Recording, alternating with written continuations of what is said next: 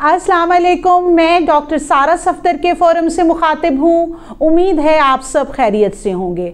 आज हम बात करेंगे कि बच्चे की थैली का फट जाना, वाटर बैग का रप्चर हो जाना। बच्चे के इर्द गिर्द एक थैली होती है जिसको हम मेम्ब्रेन कहते हैं। इसके अंदर बेबी होता है और बच्चे के इर्द गिर्द और मेम्ब्रेन और बच्चे के दरमियान में एक फ्लूइड होता है, लिक्विड होता है जिसको हम लाइकर कहते हैं। ये बच्चे को एक कुशन प्रोवाइड करता है जिसमें बच्चा हरकत करता है, घूमता है, फिरता है। और ये जो मेम्ब्रेन्स या थैलियाँ होती हैं वो बच्चे को बाहर के माहौल से बिल्कुल सेपरेट करती हैं, बच्चे को ये महफूज रखती हैं, बच्चे तक कोई जरासीम या इन्फेक्शन नहीं पहुंच सकता। लेकिन जब बच्चे की थैली फट जाती है और पानी जो है वो लीक हो जाता है तो जो है बाहर का जो इन्फेक्शन है या बाहर का जो एटमॉस्फेयर है वो अब बच्चे को अफेक्ट कर सकता है। तो सबसे पहले तो हम वजूहात देख लेते हैं कि वो क्या वजूहात हैं जिससे बच्चे की थैली फट सकती है। इसमें सबसे पहली वजह इन्फेक्शन है। अब इन्फेक्शन में दो तरह का इन्फेक्शन हो सकता है, एक छोटे पेशाब का इन्फेक्शन जिसको हम यूटीआई कहते हैं और दूसरा वजाइनल इन्फेक्शन हो सकता है जिसको हम वेजिनाइटिस कहते हैं। यूरिनरी ट्रैक इन्फेक्शन में आपको छोटे पेशाब में जलन महसूस होने लगती है, उसको करते हुए तकलीफ़ होती है और इसके साथ बुखार का एलिमेंट भी शामिल हो जाता है। इसी तरह से बैक्टीरियल वैजिनोसिस एक कंडीशन है जिसमें बैक्टीरिया की वजह से वजाइना में इन्फेक्शन हो जाता है। ये इन्फेक्शन आहिस्ता आहिस्ता मेम्ब्रेन तक पहुंचता है और ये बच्चे की जो मेम्ब्रेन्स या झिल्लियां हैं उनको कमज़ोर कर देता है जिससे वो फट जाती हैं। तो इन्फेक्शन जो है वो सबसे कॉमन और मेजर वजह है बच्चे के थैली फटने की। उसके बाद दूसरी अहम वजह ट्रॉमा है।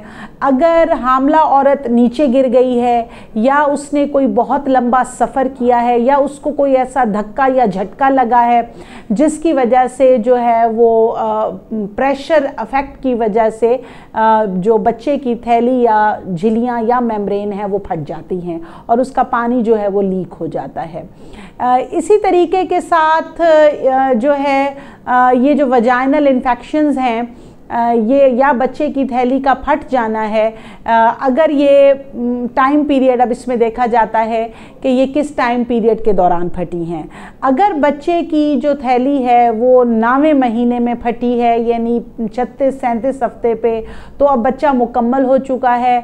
अगर बच्चा पेट में रहे या बच्चे को डिलीवर करके नर्सरी में रखा जाए, दोनों सूरतों में उससे बच्चे पर कोई फ़र्क नहीं पड़ेगा। तो ऐसी कंडीशन के अंदर हामला ख़वातीन को मेरी हदायत है जो मुझे सुन रही हैं, जब आपको पानी की थैली फट जाती है, आपका पानी लीक हो जाता है और आपका जो है वो 9वां महीना शुरू हो चुका है, तो आपने फ़ौरन डॉक्टर से रब्ता करना है। ऐसी कंडीशन में डॉक्टर जो हैं वो सबसे पहले आपके कुछ टेस्ट करेंगी। अब इसके अंदर दो कंडीशंस आ जाती हैं ट्रीटमेंट में। एक कंडीशन है जिसमें 9वां महीना तकरीबन शुरू हो चुका है और बच्चा मुकम्मल बन चुका है, और दूसरी कंडीशन वो है जिसमें 5वां, 6वां, 7वां या 8वां महीना है जिसमें बेबी अभी इनकम्प्लीट है।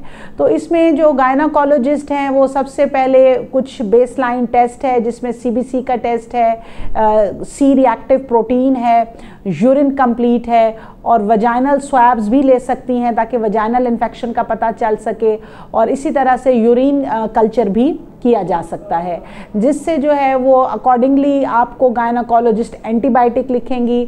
और आपको जो है बच्चे की थैली फटने के बाद अगर आपका 9वां महीना शुरू हो चुका है तो ये देखा गया है कि अगर अच्छा सा एंटीबायोटिक कवर दे दिया जाए और 24 से 48 घंटे पेशेंट को हम वेट करने का कहते हैं, तो उसको खुद ब खुद जो है वो बहुत अच्छी दर्दें लग जाती हैं और पेशेंट नॉर्मल डिलीवर हो जाती है। और अगर पेशेंट को खुद ब खुद दर्दें नहीं लगती 48 से 72 घंटे गुजरने के बाद, तो हम उसको जो है वो मसनूई दर्दें यानी आर्टिफिशियल पेन लगा के भी उसकी डिलीवरी कर सकते हैं। और अगर गायनाकोलॉजिस्ट को बेहतर लगे पेशेंट की कंडीशन के हिसाब से तो वो सिजेरियन सेक्शन भी प्लान कर सकती हैं।